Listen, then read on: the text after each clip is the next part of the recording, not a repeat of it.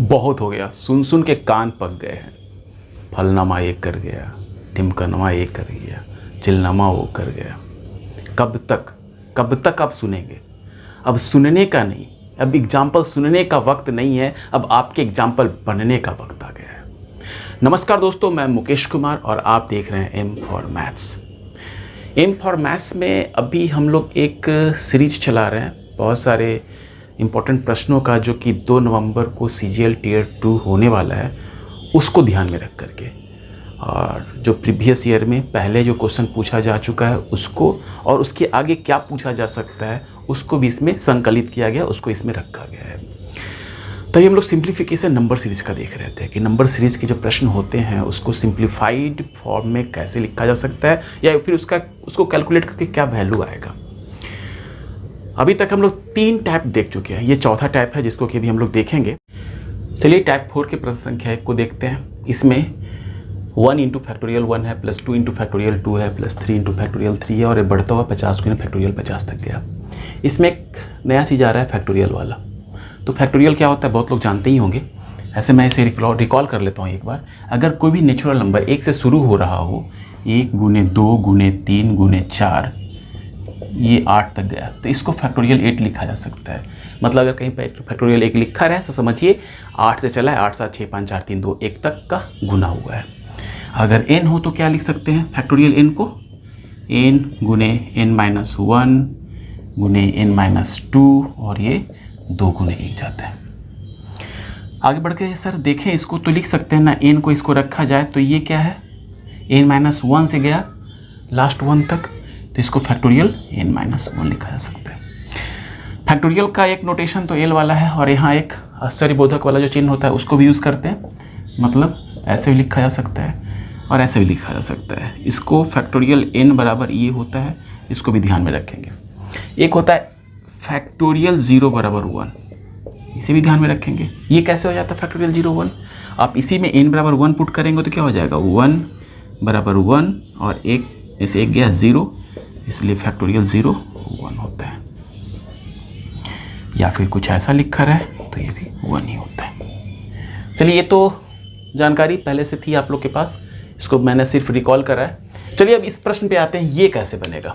1 into 1 का factorial है, मतलब क्या है, सब नेचुरल नंबर 1 2 3 4 50 तक गया है। इसको अगर सिंबॉलिकली लिखना हो तो n इंटू n का फैक्टोरियल लिख सकते हैं, एकदम लिख सकते हैं। 1 रहेगा तो 1 इंटू 1 फैक्टोरियल, 2 रहेगा 2 इंटू 2 का फैक्टोरियल, 3 इंटू 3 का फैक्टोरियल।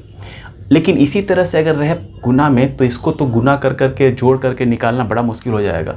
तो इसको कुछ ऐसा लिखते हैं ना कि प्लस और माइनस के फॉर्म में आ जाए। जैसे ये प्लस और माइनस के फॉर्म में आएगा तो सोल्व करना आसान हो जाएगा। तो इसको और क्या लिख सकते हैं, अगर इसमें +1 जोड़ दिया जाए और -1 कर लिया जाए, कोई दिक्कत नहीं कर रहे हैं।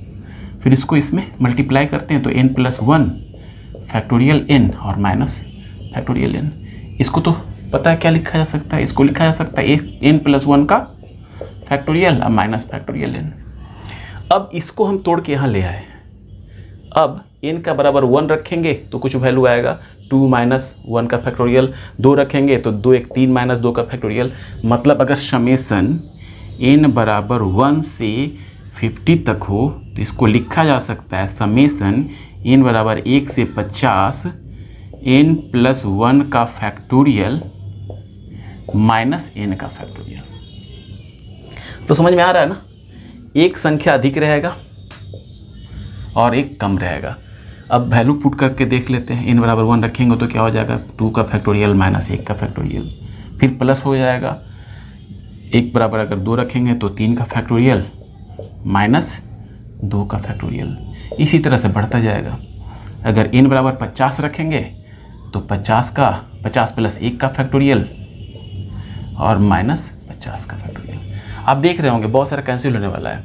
अगर ये प्लस वाला 2 है तो ये माइनस वाला और इस तरह से कैंसिल होगा, और ये लास्ट 50 वाला भी कैंसिल होगा। यहाँ -1 बचेगा और ये प्लस में रहेगा ना जी, ये +50 + 1 51, मतलब इसका 51 का फैक्टोरियल और -1 का फैक्टोरियल, यही इसका आंसर हुआ।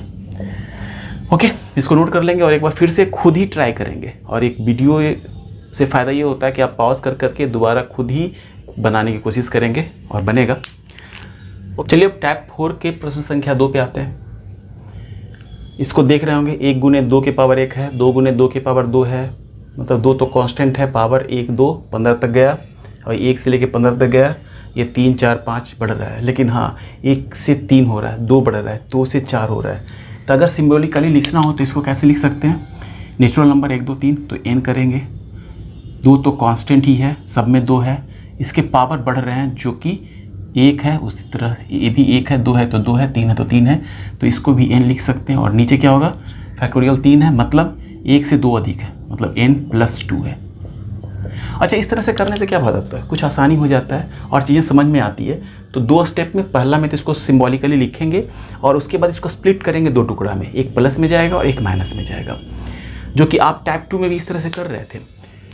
हर एक टर्म्स को 2 टुकड़ा में तोड़े प्लस और माइनस में, सब प्लस और माइनस में जाएगा, ये भी प्लस और माइनस में जाएगा, और सारा इसका माइनस तो इसका प्लस वाला से कैंसिल होगा और सारा बीच वाला टर्म कैंसिल हो जाएगा, पहला का पहला टर्म और लास्ट का लास्ट टर्म बचेगा। और आप अगर यहाँ से देख पा रहे हो तो आपको समझ में आ रहा होगा कि अब क्या करना है। इसको आगे लिख सकते हैं, इसको तोड़ना है हमको, प्लस और माइनस केस में तोड़ना है, स्प्लिट करना है। तो n को और क्या लिख सकते हैं? n + 2 और -2 लिख सकते हैं, 2 की power n divided by n + 2 और फैक्टोरियल n + 1 लिख सकते हैं। कोई दिक्कत नहीं था, तो समझ में आ रहा है। अब अलग अलग इसको स्प्लिट करते हैं माइनस वाला से, तो n + 2 2 to the power n इसमें तो आ ही जाएगा और -2 n + 1 हो जाएगा, होगा ना? ये 2 के पावर 1 है, ये n है, तो 2 के पावर n + 1 हो जाएगा और नीचे क्या हो जाएगा? n + 2 और फैक्टोरियल है n + 1 का। अब तो टूट सकता है माइनस में, तोड़ के देखते हैं क्या होगा ये। n + 2 2 के power n divided by n + 2 n + 1 का फैक्टोरियल, ये तो कैंसिल हो गया। अब -2 के पावर n + 1 डिवाइडेड बाई, ये तो यहाँ कैंसिल नहीं होगा, तो इसको लिख सकते हैं n + 2 का फैक्टोरियल। फाइनली हमारे पास जो टूट करके आया एक टर्म, वो होगा आपके पास 2 to the power n divided by n + 1 का फैक्टोरियल और माइनस में 2 के power n + 1 divided by n + 2 का फैक्टोरियल। n बराबर अगर 1 रखेंगे तो क्या हो जाएगा? 2 के पावर 1 तो 2 और 1 1 2 का फैक्टोरियल और माइनस 2 के पावर n है तो 2 के पावर 2 डिवाइडेड बाई 3 का फैक्टोरियल। ये n बराबर 1 रख के, तो अगर n बराबर 2 रखेंगे तो क्या होगा? n बराबर 2 रखेंगे तो 2 के पावर 2 2 1 3 फैक्टोरियल 3 और माइनस 2 के पावर 2 1 3 डिवाइडेड बाई 2 2 4 का फैक्टोरियल। अब देख रहे हैं ये माइनस में और ये प्लस में कैंसिल हो रहा है। इसी प्रकार सारे टर्म कैंसिल हो गए बीच वाले, इसका पहला टर्म बचेगा और अगर हम n बराबर 15 रखें तो उसका लास्ट टर्म बचेगा। तो n बराबर 15 रखेंगे तो क्या होगा? 2 के पावर 15 माइनस 15 1 16 का फैक्टोरियल माइनस 2 के पावर 15 1 16 डिवाइडेड बाई n क्या है? 15 2 17 का फैक्टोरियल। तो फाइनली ये भी कैंसिल हो जाएगा और फाइनली मेरा जो आंसर आएगा, इसका पहला टर्म 2 बट्टा फैक्टोरियल 2 क्या होता है जी? 1 होगा। फैक्टोरियल 2 मतलब 2 गुना 1 2 2 कैंसिल, तो 1 माइनस 2 के पावर 16 बट्टा 17 का फैक्टोरियल। यही इसका आंसर हुआ। ठीक है, प्रश्न संख्या 2 समझ में आया? अगर समझ में आया तो प्रश्न संख्या 3 भी बनेंगे आपसे। इसमें थोड़ा सा चेंजिंग किया गया है, इसमें 2 के जगह पे 3 रखा गया है, 3 के पावर 1 2 3 से 15 तक गया। इसको खुद बनाएंगे आप, जैसे क्वेश्चन नंबर 2 बना था। इसका आंसर मैं लिख दे रहा हूँ। इसका पहला टर्म 3 बाई फैक्टोरियल 3 आएगा और माइनस इसका लास्ट टर्म 3 के पावर 16 बटा फैक्टोरियल 18 आएगा। मतलब ये हो गया 3 से 3 कैंसिल, 1 बटा 2 माइनस 3 के पावर 16 बटा 3 के पावर फैक्टोरियल 18 आएगा। इसको बनाएंगे और चेक करेंगे कि ये आंसर आ रहा है कि नहीं। ये आपका होमवर्क रहा है जी, बनाएंगे। चलिए अब क्वेश्चन नंबर 4 देखते हैं। टाइप 4 का क्वेश्चन नंबर 4। 1 + 11 + 111, 1111, ये nth टर्म तक गया है। मतलब पहला टर्म में 1 1 है, दूसरा में 2 1 है, तीसरा में 3 1 है। इस तरह से nवां टर्म में n वो 1 होगा। इसको बनाने से पहले ना एक जान लेंगे, अगर जीपी में कोई सम रहता है ना, समेशन करना है, जोड़ना है, कोई प्रोग्रेशन ज्योमेट्रिकल प्रोग्रेशन में है तो उसको बताने में बहुत समय लगेगा। एक फार्मूला मैं लिख दे रहा हूँ, उसे आप ध्यान में रखेंगे और जब हम लोग जीपी पढ़ेंगे तो इसको डिटेल से पढ़ेंगे। तो फार्मूला होता है a × r⁻n−1 divide by r−1, जहाँ a क्या है, फर्स्ट टर्म है, और n क्या है, नंबर ऑफ टर्म्स है, और r को बोलते हैं CR, कॉमन रेशियो। ठीक है, चलिए अब आगे बढ़ते हैं, इसको कैसे सोल्व किया जाए। अच्छा, ऐसा करते हैं ना, सबको 9 से गुना करते हैं। तो 9 से गुना करने के लिए 9 से तो भाग करना पड़ेगा। तो 1/9 और अंतर क्या हो जाएगा, 9 + 99 + nth टर्म तक जाएगा। मतलब यहाँ n × 9 होगा।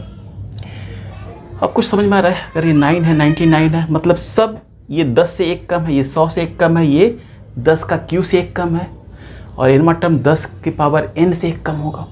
ठीक है, अंडरस्टूड। तो इसको और आगे लिखते हैं, 1/n, इसको 10 - 1 लिख सकते हैं।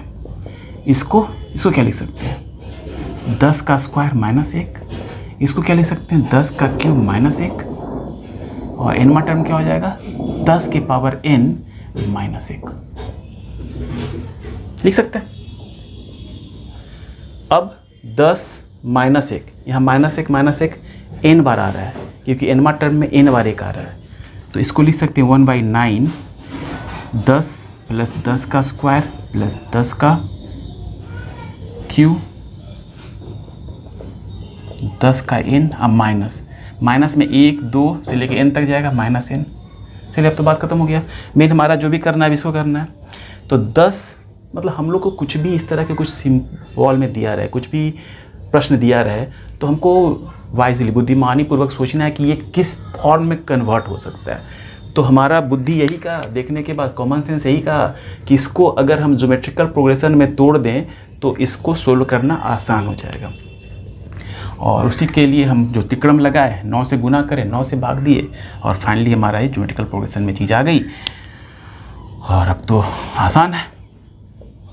इसको फर्स्ट टर्म तो 10 है, फार्मूला को लगाएंगे 10, कॉमन रेशियो भी 10 है, 10 × 10 = 100 होता है। मतलब 10 पावर में तो n जाएगा ही कि नंबर ऑफ टर्म्स n है, अब -1 और डिवाइड बाई 10 - 1, r 10 है, 10 - 1 और -n। और फाइनली मेरा जो आंसर होगा 1/9, ये तो 9 है, तो 10/9, 10 की पावर n -1 और -n, यही इसका आंसर होगा। चलिए क्वेश्चन नंबर 4 भी मुझे लग रहा है समझ में आया होगा। बस छोटा सा एक नया चीज़ नज़र आया होगा आपको कि ज्योमेट्रिकल प्रोग्रेशन का सम क्या होता है, जो कि सिंबॉलिकली ऐसे लिखते हैं इसको। हर एक सिंबल का मतलब है, a फर्स्ट टर्म है, r कॉमन रेशियो है, और n नंबर ऑफ टर्म्स है। जब हम लोग जीपी पढ़ेंगे सही से, बेसिक से, फाउंडेशन से, तब आपको क्लियर होगा कि ये कैसे आया जो। चलिए ओके, अब एक लास्ट प्रश्न है 5वां नंबर, इसको देखते हैं। 4 तक देख लिए, क्वेश्चन नंबर 5 देख रहे हैं। इसका सम निकालने बोल रहा है। थोड़ा सा तो सर पे बल पड़ रहा है, अरे एक जगह माइनस है, फिर प्लस है, फिर माइनस है, फिर प्लस है, इसको करें तो करें कैसे भाई। तो यहाँ फिर अपना कॉमन सेंस, जो कि वेरी अनकॉमन होता है, बोला भी क्या ना, common sense is very uncommon. जो सामान्य बुद्धि है ना, सामान्य नहीं है, मतलब सबका कॉमन सेंस अलग अलग होता है, सबकी समझ अलग अलग होती है। और जब बहुत तरह के प्रश्न देखते हैं डिफरेंट टाइप्स का ना, एक एक्सपोजर जब मिलता है, तो जो एग्जाम में क्वेश्चन नया तरह का देखेंगे भी, तो आपको लगेगा कि हाँ इस तरह का प्रश्न तो बना है, इस तरह के प्रश्न में इस तरह का अप्रोच लेना होता है, ऐसे करना होता है। चलिए ठीक है, अब इस तरह के प्रश्न को भी देखते हैं किस अप्रोच से बनाया जाए। चलिए ऐसा करते हैं ना, जो प्लस वाला टर्म है उसको एक तरफ कर लेते हैं, माइनस वाला को एक तरफ कर लेते हैं, किया जा सकता है। इसी को रीअरेंज करते हैं। चलिए इसको लिखते हैं 1 का स्क्वायर प्लस 3 का स्क्वायर, और ये कहाँ तक जाएगा, प्लस 99 का स्क्वायर। दिक्कत नहीं, ठीक। ये माइनस में, माइनस अगर हम कॉमन ले लिए तो 2 का स्क्वायर प्लस 4 का स्क्वायर, और कहाँ जाएगा 100 का स्क्वायर तक। ठीक है, 1 से लेकर अगर 100 तक 100 टर्म है तो ये मेरे पास 50 टर्म होगा, ये भी 50 टर्म होगा। ये कितना होगा? 50 टर्म होगा ना, ये तो 50 टर्म ही होगा। चलिए कुछ और बढ़ाते हैं। अगर इसमें से 2 कॉमन सबसे ले लिया जाए, लिया जा सकता है क्योंकि सब में 2 उपलब्ध है। 2 2 दूनी 4, 6 का स्क्वायर होगा 2 3 6। तो इसको आगे बढ़ा के लिख सकते हैं 1 का स्क्वायर, 3 का स्क्वायर और ये प्लस 99 का स्क्वायर। और माइनस में अगर 2 कॉमन ले लिया जाए तो ये क्या बचेगा? 1 का स्क्वायर, 2 का स्क्वायर, इससे 2 बाहर चला गया है जी, ठीक है ना। 2 का स्क्वायर कॉमन लेंगे, 2 का स्क्वायर बाहर आ जाएगा तो 1 का स्क्वायर बचेगा, 2 का स्क्वायर बचेगा, प्लस 3 का स्क्वायर बचेगा, अब प्लस 50 दूनी 100 होता है तो 2 का स्क्वायर निकल गया तो 50 का स्क्वायर बचेगा। ठीक है, ये तो समझ में आ रहा है। चलो 1 से लेकर लगातार 50 तक है, इसको कर लेंगे। लेकिन ये तो नहीं है,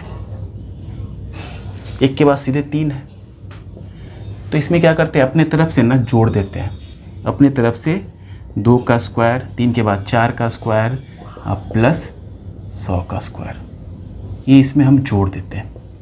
जोड़ने में कोई दिक्कत नहीं, लेकिन हाँ जोड़े हैं तो कुछ एक्स्ट्रा करे हैं तो माइनस भी करना पड़ेगा, तो हम माइनस भी कर देते हैं इसी को, इसको 2 का स्क्वायर प्लस 4 का स्क्वायर प्लस 100 का स्क्वायर, कोई दिक्कत नहीं। ये दोनों टर्म तो सेम ही है ना, ये तो इसी टर्म का है, तो आपको इसमें 2 से गुना कर देंगे तो फाइनली ये इसमें ऐड हो जाएगा। अब मेरा ये आ गया 1 का स्क्वायर प्लस 2 का स्क्वायर और ये प्लस 100 का स्क्वायर हो गया। और माइनस में ये माइनस और माइनस दोनों सेम टर्म था, तो 2 इंटू 2 का स्क्वायर और 1 स्क्वायर प्लस 2 स्क्वायर और ये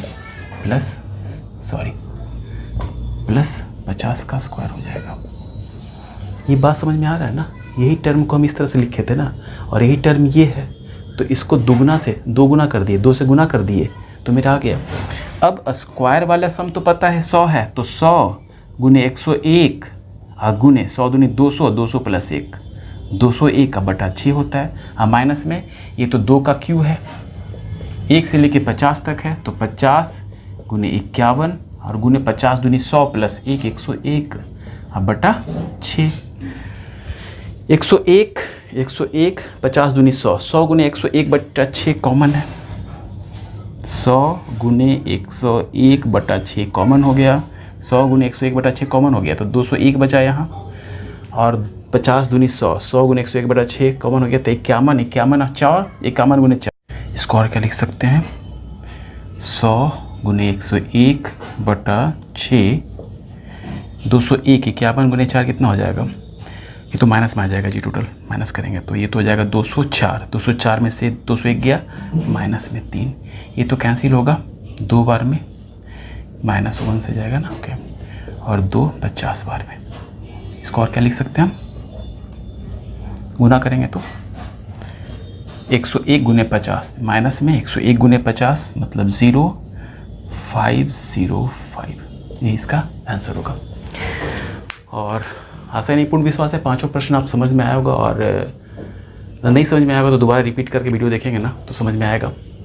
और इस तरह के प्रश्न थोड़ा सा कॉमन सेंस लगाना होता है, और इस तरह के प्रश्न एसएससी में पूछे जा सकते हैं, क्योंकि उसमें हर एक प्रश्न को सोल्व करने के लिए 1 मिनट से ऊपर रहता है, और इस प्रश्न को सोल्व करने में हो सकता है आपको 1 से 1 मिनट से ऊपर अधिक लगे, और अगर आपको प्रोसेस पता है तो और जल्दी होगा कि हाँ इसको ऐसे करना होता है, ऐसे अप्रोच लेना होता है इस तरह के प्रश्नों को। और एसएससी में अगर 1 मिनट से ऊपर किसी प्रश्न में समय दे रहे हैं तो ज़्यादा नहीं दे रहे हैं आप, क्योंकि आपको 100 मिनट में 100 प्रश्न 120 मिनट में बनाने होते हैं। ओके, और आज हम यही ख़त्म करते हैं। और मेरा नंबर सीरीज़ का जो सिंप्लीफिकेशन था, ये 5 जो मिसलेनियस तरह के प्रश्न थे, एक बेहतरीन प्रश्नों में है, और इस तरह के प्रश्न एसएससी पूछ सकता है, इसलिए आप इसको थोड़ा ध्यान में रखेंगे। और वही होता है कि जब पहले से आपको पता होता है ना कि इस प्रश्न को इस तरह से सोल्व करना है, इस तरह से बढ़ना है, तो फिर आपको परेशानी नहीं होता, तुरंत आप उस पर लगते हैं, अप्रोच लेते हैं, उसी तरह का और बनाते हैं। चलिए धन्यवाद, थैंक यू। और अगर कुछ सीख रहे हैं तो एक बार लाइक कर सकते हैं, और अगर सब्सक्राइब कर लेंगे तो नोटिफिकेशन आता रहेगा कि कोई भी मेरा नया वीडियो आया तो। Okay, thank you. फिर मिलते हैं अगले क्लास में और अगले कुछ और अच्छे प्रश्नों के साथ अलग टॉपिक्स पे।